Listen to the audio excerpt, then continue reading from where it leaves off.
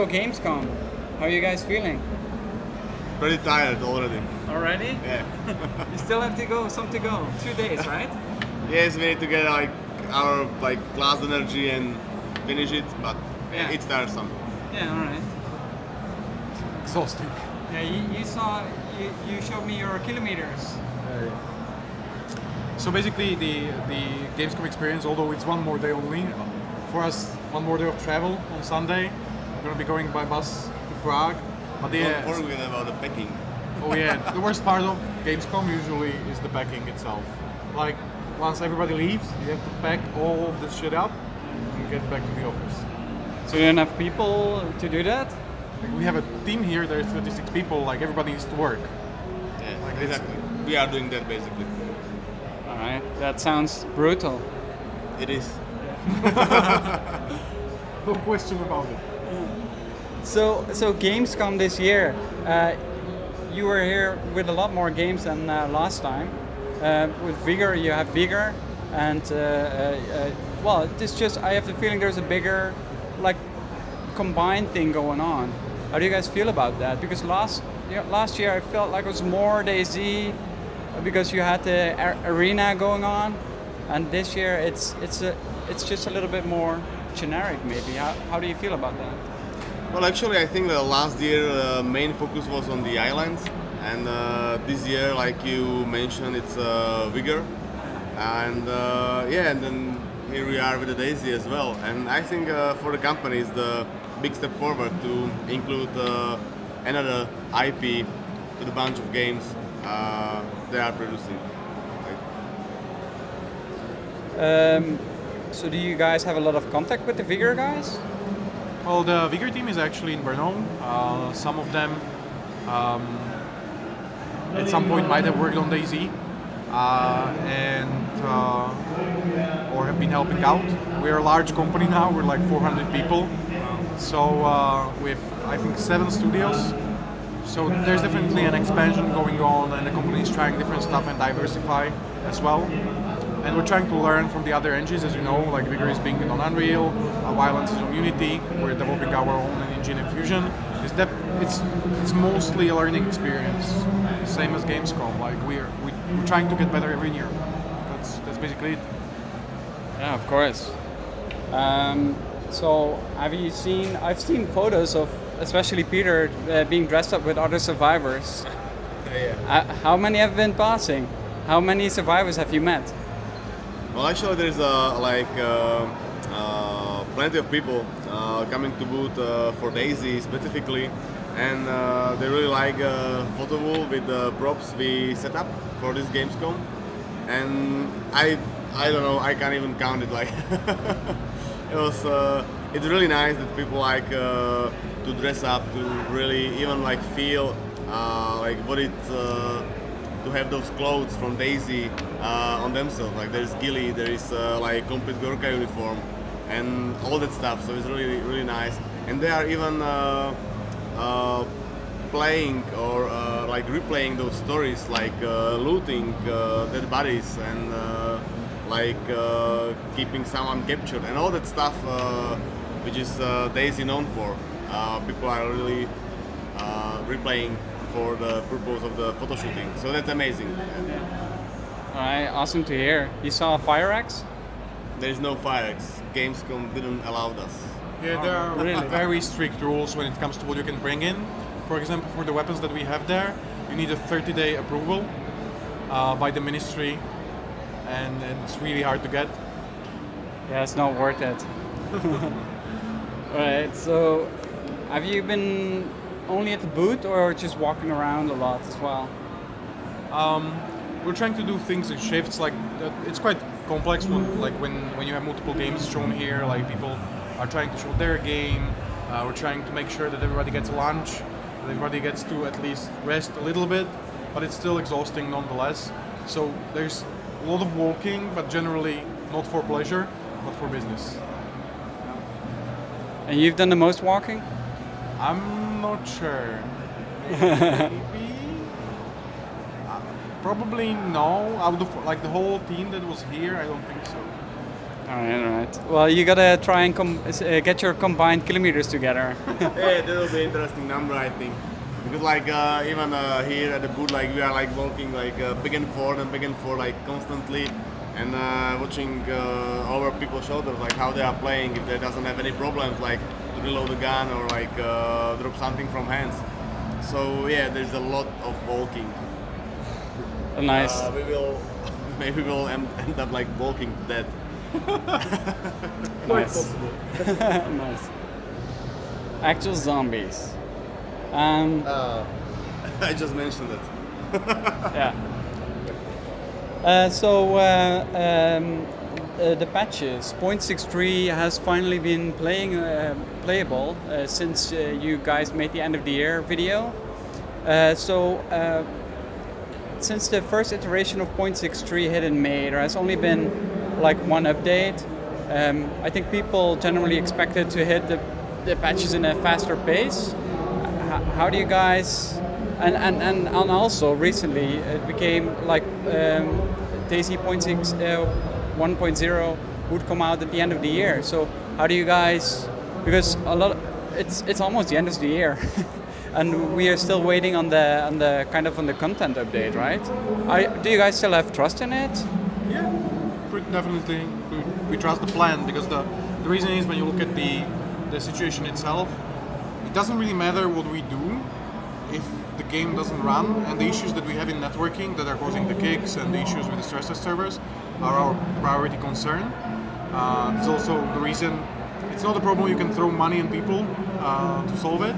So we definitely have our best people working on it as of now, and it's actually getting better. After the debugging, we found out it was actually a collision of a number of issues, like multiple issues, maybe even 45 right now, that were causing it together, and we're slowly removing every one of them. And it's not the team that's working on that as a whole, because you can't clump them on the single issue. So the rest of the team is still developing the game, so we're not worried as much.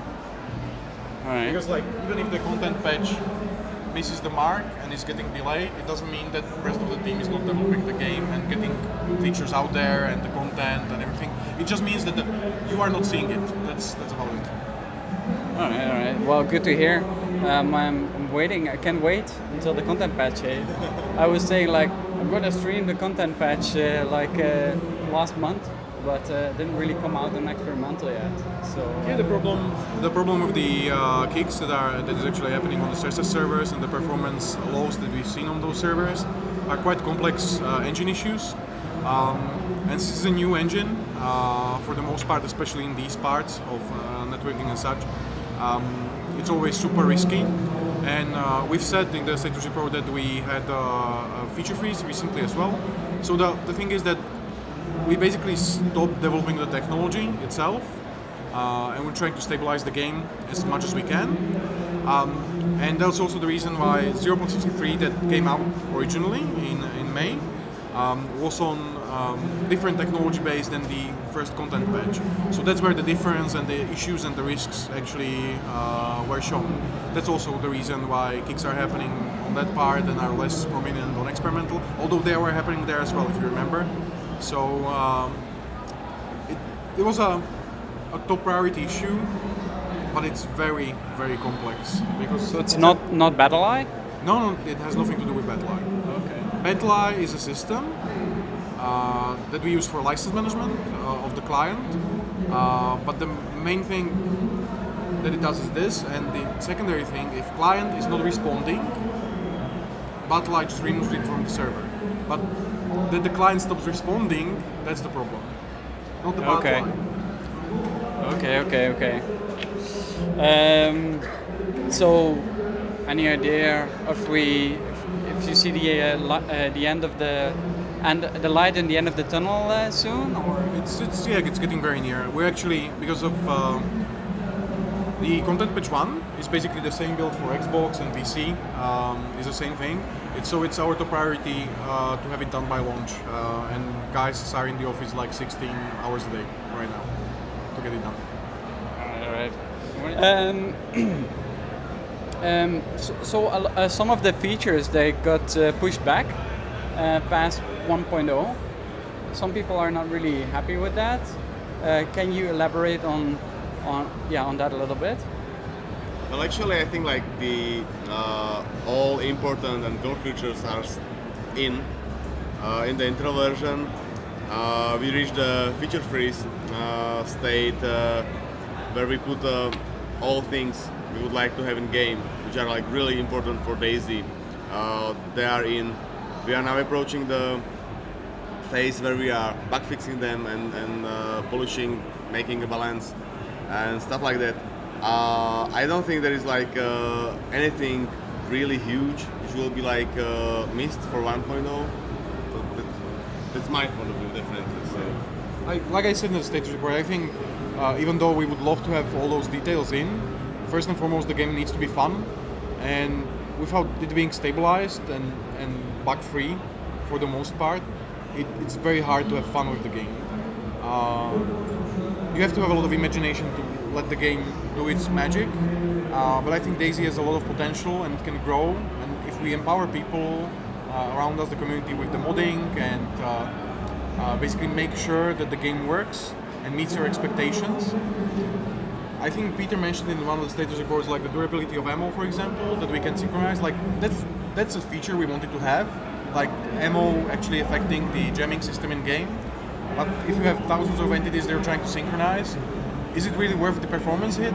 Like probably no. You can probably base it around something else like durability of weapon or something. And so it's always like the developing of complex games as DayZ, almost MMO-like in a certain sense. You have to be quite creative in the solutions that you're bringing to the table, but because there is no like framework that you can take and yeah, this is how it works and this is how it's done. It's just not that way. So even the development itself can see an iteration and changes very late into the development without, because you're always trading something off for something else. For example, if we had vehicles, it's a performance hit for the server, it's a performance hit for the client, for example. How complex we make the vehicles, they cost more, so it means like we can have less players on the server. You're always balancing all the things that are in the game, and being in a large sandbox, it's a very complex issue. So when you sacrifice something, it's usually for the good of the game, because the performance hit or the cost of making it doesn't really make the game more fun, and it's really not. It's a good trade-off to have. All right. Well, I'm a happy man. I told you before, as long as the patches keep rolling, I'm happy. I'm looking forward to a point where we stabilize the game enough that we're actually focusing on content. Because once we're at that point, I do believe we can hit like a very stable release schedule. That's going to be, I'm not saying risk-free, but it's going to be much less risky in general. Now we're developing features, and every time we release a patch, it's even with like as large of a QA as we have right now, you can't replicate what you're seeing on live. Even with the automation and the bots that we've talked about and all kinds of things, I would compare it to, for example, DayZ. If you look at the features themselves, while we don't have a story, we don't have cutscenes, which take a long time to make. When you look at GTA 5 and the amount of like features that they have, there's large similarity. Like you should have helicopters, you should have vehicles, you should have like combat, on foot, like aiming, first person, which GTA 5 has. And the game took 10 years to make, and it had like 4,000 to 5,000 people making it, and we're a team of like 110 people at most. Maybe not even that right now, because depending on how you count the engine resources, which is a separate team right now. So when you take that into account and you think about the constraints that we have to work with, both money and time-wise, you're gonna make sure, and the only thing that matters is if the game is good. Like that's the only thing that matters. All right. So let's go on to base building. When will we see tents back in the game? Like in 1.0, definitely. Yeah, but not in one of the. I assume you're gonna have a couple of content patches. Will we be seeing tents or base building in general before 1.0? Well, the question is how many versions there will be, like between the like this state, like the stress test with the experimental, and the beta, because I don't think so.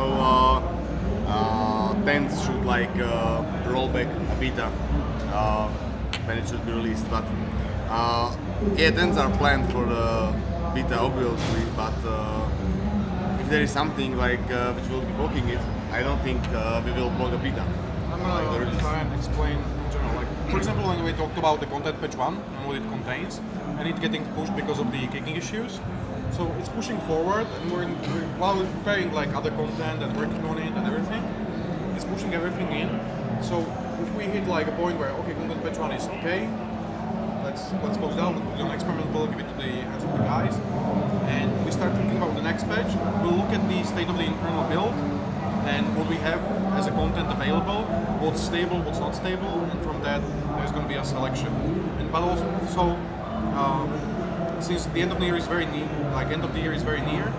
and we already had the feature freeze, all the features are in, so that there might only be like one content patch really with all the features in, because those have been being developed for the past few months when the first content patch had issues. Yeah. That's the thing, but the question is like how many releases will be like between. Pens are already in the internal, so like in the worst case scenario, the latest term will be 1.0. All right. And and base building after tens, before tens at the same time? 1.0. 1.0. Okay. Will we ever see Epoch skyscrapers in DayZ standalone? Oh, in vanilla DayZ no, but it's up to modders, so there will be like DayZ standalone Epoch with skyscrapers, then yes. But the original vision never was to have like large scale buildings. That's what I'm saying, like in vanilla DayZ, no, that's not the case. All right, because I heard, I think Brian at one point say that you would kind of how do you say that? Check the modding, like every mod, and then have to apply for DayZ, and you have to approve it. Nothing like that. You're just gonna open it up. I don't think that's the case. Okay, so are we talking about modding specifically? Yes. Yes. Yes, in this case, yeah. Okay, so when it comes to modding, you might have seen the first article that we released for modding. There's another one in preparation. We're going to talk in more detail. So our general plan, because unless we're in beta state, things might change. But in general, we have tools available. We're going to release it in a single package, downloadable for free on Steam, so you can download it as a single package. We also have a plan to include launcher, so that people can actually use those tools alongside the game and other features that are necessary for modding, like publishing. And we want to open up the Steam Workshop with that, so you'll be able to publish your mods on Steam Workshop with the toolset that you have available. The only shortcoming of modding as of now was basically something that we already said in the modding article. In the terms of modding, we're still a bit RV and Fusion hybrid, so terrain and asset management is still done the same way as RV. Rest of it's like animation, particles, script writing, so we have a script debugger and everything available in the tools, and a couple more. It's still done in it's actually done in the new tools.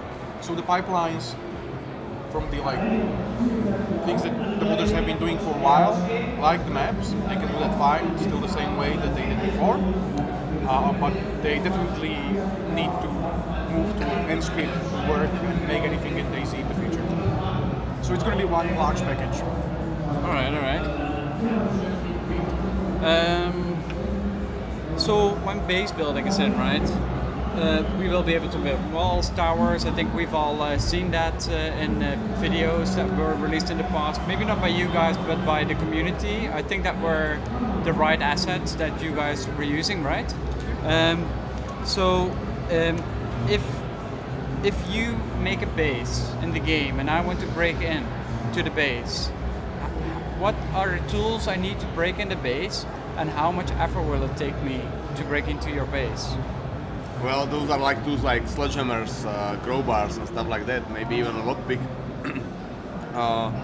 If there is some barbed wire or like the even under the current from the electricity system, then you maybe wear some gloves and have some pliers to get past that barber wire. So everything which is built by players in DayZ still needs to be somehow breakable or deconstructed by other players.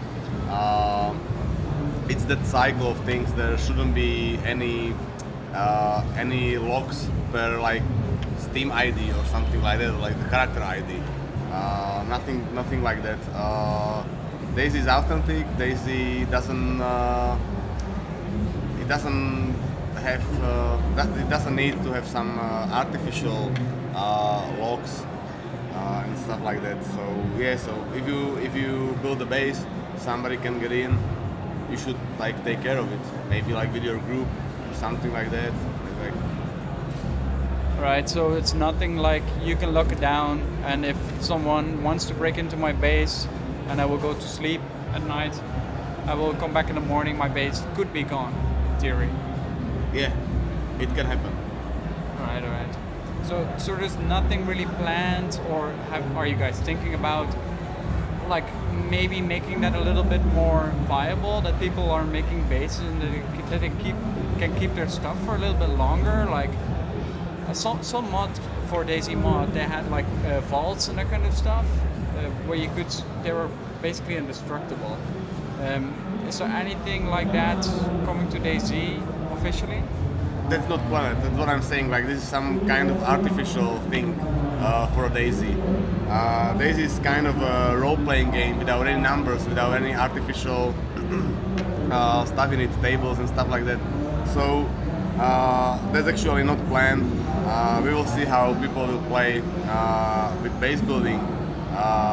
But like I said, like everything you build and everything you put somewhere, it should be available for other players.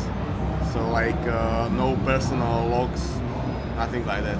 There can be like code logs or something like that, but you still be able to find the combination, to get the combination to get in. There should be still a possibility to break in the base, to break into the log. But the question was actually about the difficulty, and that's the important part.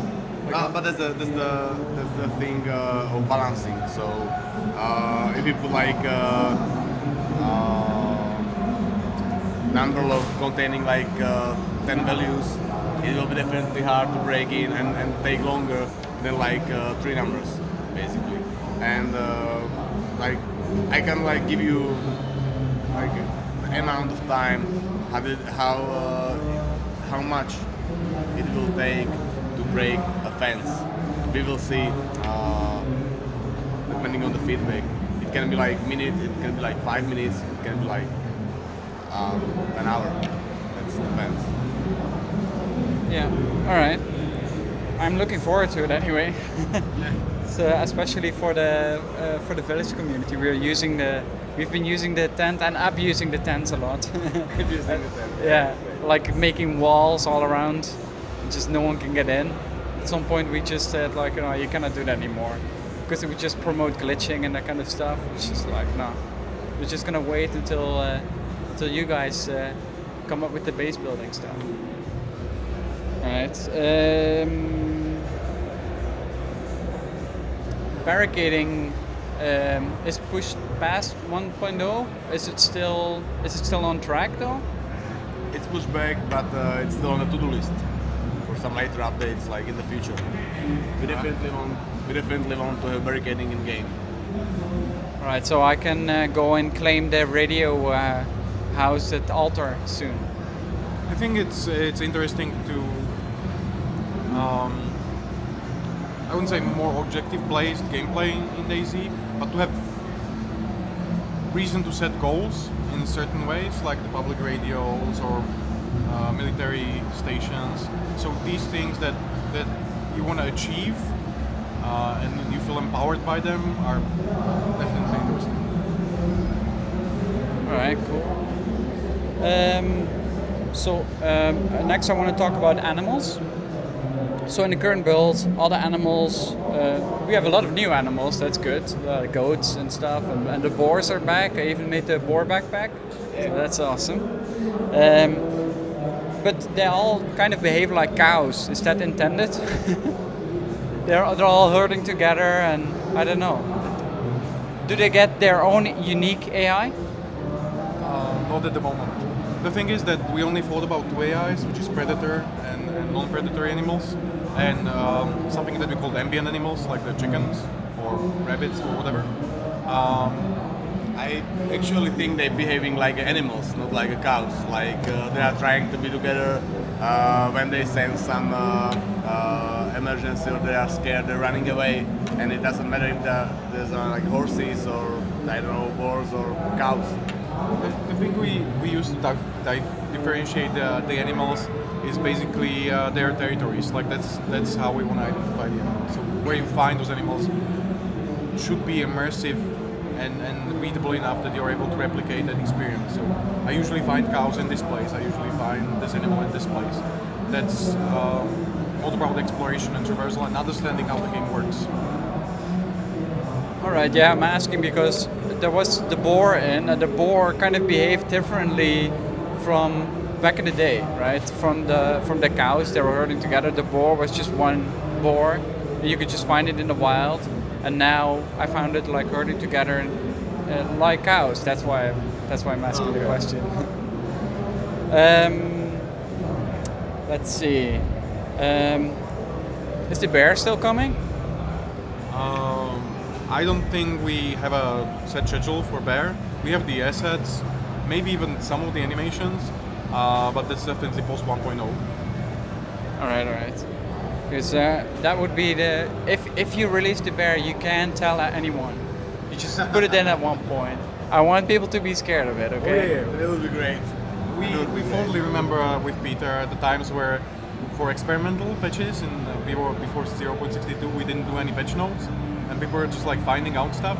It was an amazing thing to watch the community just like go out there and find the new stuff and test it out. It was great. Like, they didn't found this yet. Yeah, that's awesome. And now you have these pesky Russians that are like digging in the game files. You gotta wait to put them in. Well, the thing about that is that we have to be open, and we want to be open because of modding. We want you to see what is in the game, what is possible, what the options are, what can be done. So I don't think we're gonna start hiding anything. We don't have, I think, vehicles or helicopters in the game files, and that's just like, we don't want videos of like hacked helicopters outside where people use the single player experience to create like a helicopter, because that's not the intended experience and doesn't represent the product. But in general, we're not trying to hide anything. We want you to see how the game is done. Yeah, of course. It's just the surprises are so nice, like you just said, right? So you gotta leave some surprises in for us as well to explore. That's why the economy itself is actually like you can actually open a web page and set the economy properties of the server, and we can always start spawning something at any point real time, and it's going to be interesting once the content is set up but it's not spawning, and we can just like put secrets in. It's going to be fun, or dynamic events or whatever. That's what you did with the shotgun, right? Maybe. A couple of days ago, like I think 2 days ago, the shotgun started spawning. It's possible. Okay. Nice. Alright, so in the Xbox trailer, I thought that was pretty cool. It was awesome.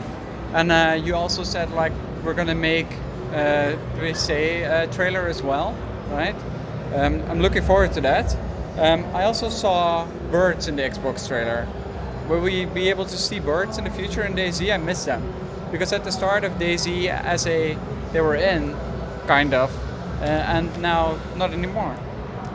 That's again on the same thing that Peter mentioned on our to-do list. It's not going to be before 1.0, but we have things that definitely add flavor to DayZ and make it more immersive or just like full of content to explore. But in general, I don't think they are important for the gameplay. They are nice to have. That's important to remember. Yeah, of course. I'm just because I like the birds. I'm just gonna mention them. I just tell you to get them in, right? Oh, yeah, ASAP. like, they would love to have birds. Yeah, like there's like like pigeons, grouse. Yeah, that would be awesome. So in DayZ, will we ever be able to like have a farm and get cows into the field, fence them, make a fence around them, and just have an actual like simulate an actual farm?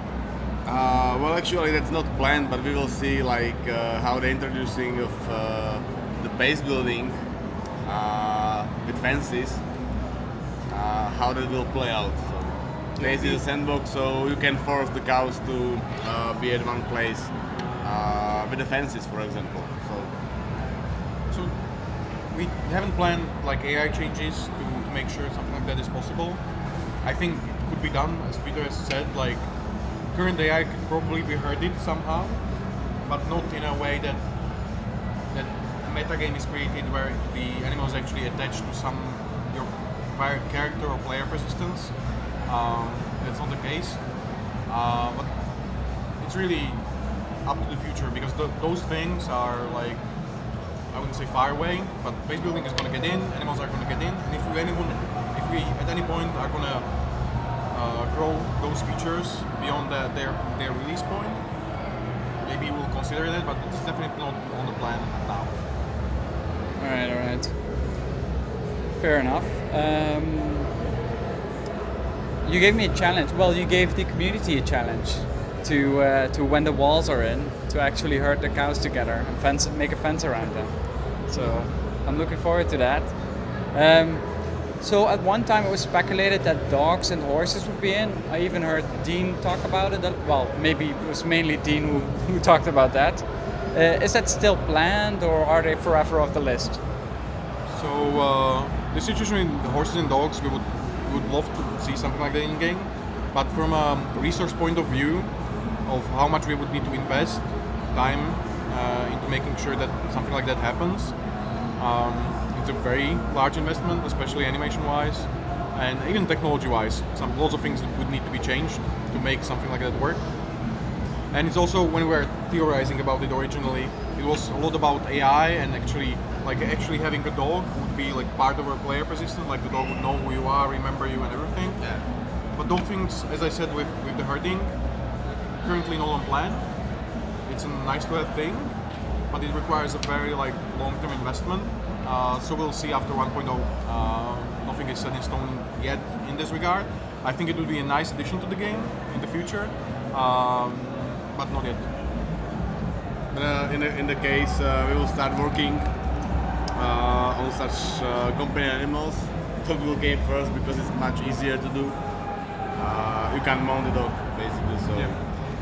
Oh yeah, that's of course the difference. Mounting an animal is super complicated technology-wise. To have that in game, especially even with the new engine. And when Dean was talking about it, the expectation from the development, as we have seen, like the expectations have definitely changed over time because the engine development has been much harder than anticipated. Yeah, of course. A lot of people want it. It comes back from time to time, like on Reddit you see pass by. Why can't we have horses in the game? It's the same thing with bicycle. I know that modders will come in and create like a very simple bicycle that's probably not going to even have animated wheels or whatever. Something is going to happen and move. But the quality that we want to deliver with our content should be much higher than is possible with modding. So if we offer content that's the quality of a modder, and I don't mean that in a bad way, like I love what the community does, but it is expected of us that the quality that we deliver is on a par with a professional company. So that's where we are aiming. And we could probably make a hacked bicycle somehow, but that's not the goal, and so is the case with this. Like we could probably hack it in somehow, and the horse would look like shit and move like shit, and you would be just like a static object on the horse. Like okay, like if somebody's okay with that, that's fine. I'm not. Yeah, but our basically expectation of quality is much higher. Alright. That's a good answer, I think. That's also like maybe people can realize now that it's just not all easy. Like at one point, one guy made a video with a lot of sound changes, really realistic sounds, and then I think one of you came in and said like, well, that's okay, but making sound is much more difficult. It has to be adaptable and that kind of stuff. There are definitely multiple cases like that, but it's really about us wanting to deliver. We're not AAA studio, but we definitely want to deliver quality that's at least comparable with the resources that we have. And as I said in the story with the GTA 5, like that's quite a difference. Like having a team of 3,000 people or 6,000 people is different than having a team of 100 people. Like there's a huge difference, especially because the challenges that we are facing with things like bicycle and horse are not only technological, which are one part of it, but that's a shorter timeline than the actual asset creation. For example, for the animations, it's very like time intensive, and people who would mod bicycle in, like could probably get it in game for after 1 month, but the quality of implementation that we are aiming for might take like a year, for example. So the difference is huge. And of course, like it's going to be a difference of like a couple people as well. So if it's a single guy working, it's probably going to be a team of 4 or 5 in our team that's going to be working on bicycle, make sure that it gets in the game, and it's going to take them 12 months, just because of the level of quality doesn't scale well with time. So get some prototype in a month, but that the improvement is very slow, really, especially in terms of development. All right, fair enough. I guess that's what we're seeing a little bit with the player controller, right? Yeah. So the gunplay, it's a hotly debated topic, I guess. It's my thing. Yeah.